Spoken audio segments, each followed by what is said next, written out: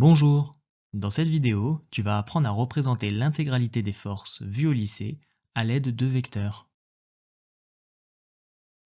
Tout d'abord, il faut savoir que ce sont les actions mécaniques qui sont modélisées par des forces ou des moments de force et qu'on les représente avec des vecteurs. Ces actions mécaniques sont simplement des interactions entre deux corps qui provoquent en général un mouvement ou une déformation.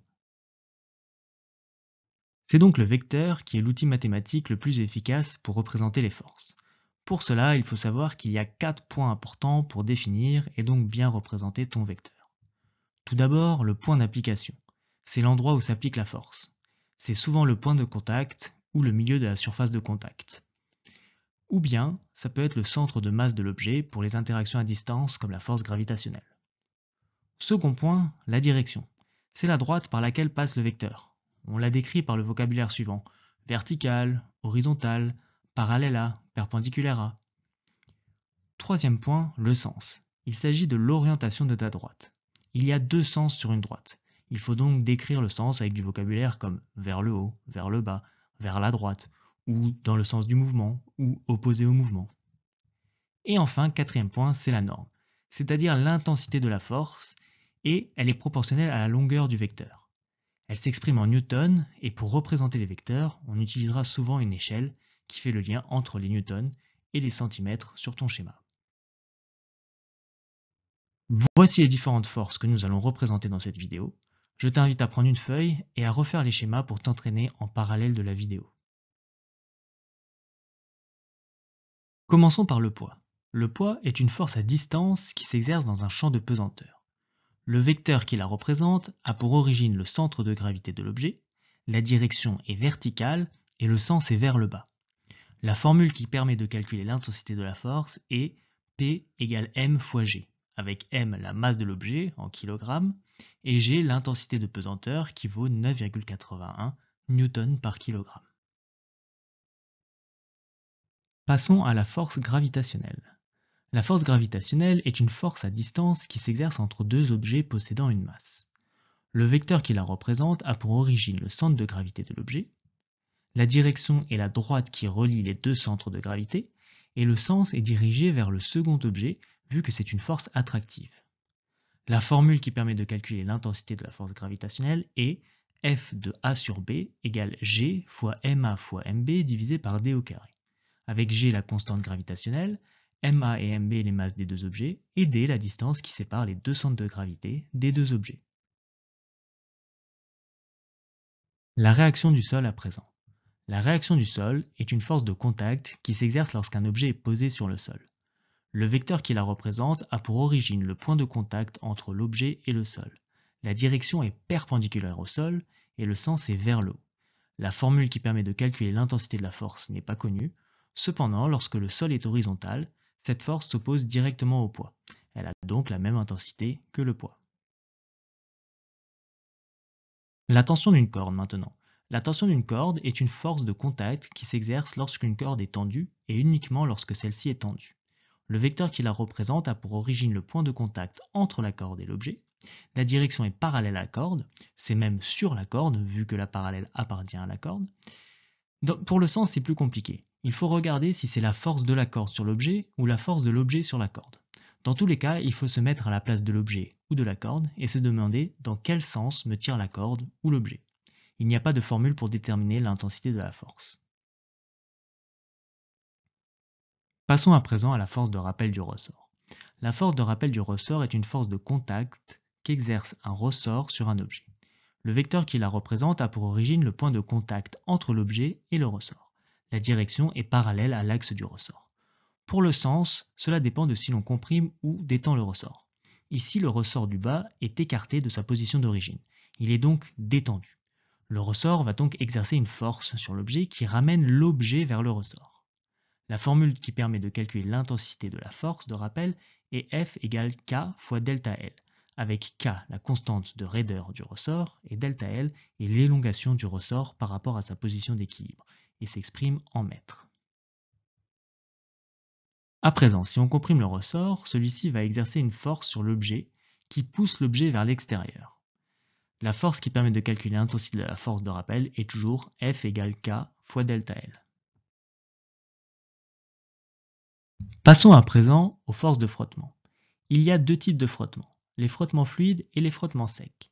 Les frottements fluides apparaissent lorsqu'un solide se déplace dans un fluide.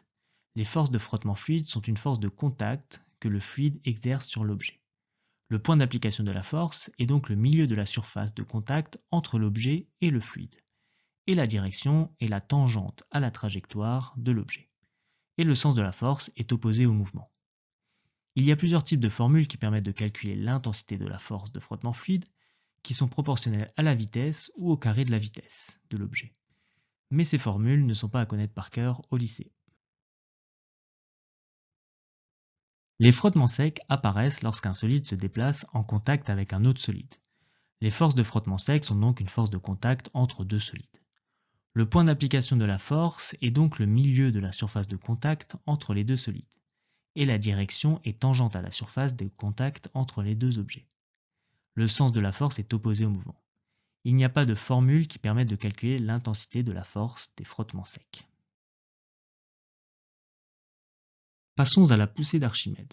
La poussée d'Archimède est une force à distance qui s'exerce dans un champ de pesanteur lorsqu'un objet est immergé en partie ou totalement dans un fluide. On l'exprime généralement quand ce fluide est un liquide, car dans le cas d'un gaz, la poussée d'Archimède est très souvent négligeable.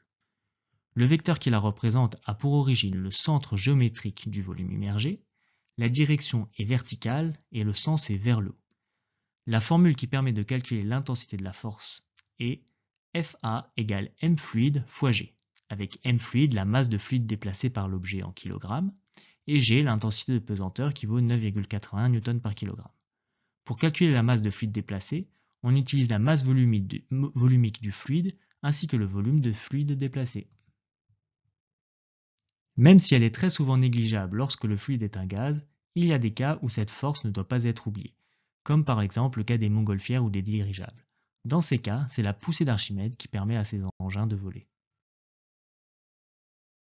La force électrostatique est une force à distance qui s'exerce dans un champ électrique noté vecteur E. Ce champ électrique peut par exemple être créé par les plaques d'un condensateur, comme c'est représenté ici. Dans ce cas, le champ électrique est uniforme. Il a toujours la même direction et la même intensité. La force électrostatique traduit la force que subit une charge électrique notée Q, qui s'exprime en coulomb notée C, dans le champ électrique. Le vecteur qui représente la force électrostatique a pour origine le centre de gravité de l'objet. La direction est tangent au champ et le sens est dans le sens du champ si la charge est positive. Elle est dans le sens opposé si la charge est négative. La formule qui permet de calculer l'intensité de la force est F égale Q fois E, avec Q la charge électrique en coulomb et E l'intensité du champ électrique en volts par mètre. Dans d'autres cas, le champ électrique peut être créé par des charges ponctuelles par exemple. Il ne sera donc plus uniforme, mais les lignes de champ auront des allures de courbe. Dans ces cas, la situation est similaire à précédemment. On fera attention à la direction de la force, qui est tangent au champ électrique. Pour le sens, cela dépend toujours du signe de la charge. Positive, la force est dans le sens du champ électrique. Négative, elle est opposée au champ électrique. Pour finir, parlons de la force pressante. Elle est liée au choc des particules d'un fluide, liquide ou gazeux, sur la paroi de l'objet qui subit la force. En effet, toutes ces particules sont en mouvement aléatoire et désordonné.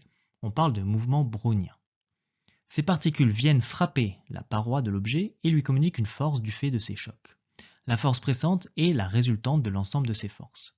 C'est une force de contact, donc le point d'application est le milieu de la surface de contact entre le fluide et l'objet. La direction est perpendiculaire à la paroi et le sens est vers l'extérieur de l'objet. L'intensité de la force est donnée par la formule F égale P fois S, avec P la pression absolue en pascal, notée PA, et S est la surface de contact entre l'objet et le fluide qui s'exprime en mètres carrés. Voilà, c'est tout pour cette vidéo. J'espère qu'elle t'aura été utile pour progresser en physique-chimie. N'hésite pas à t'abonner et partager la vidéo à un de tes camarades. À bientôt!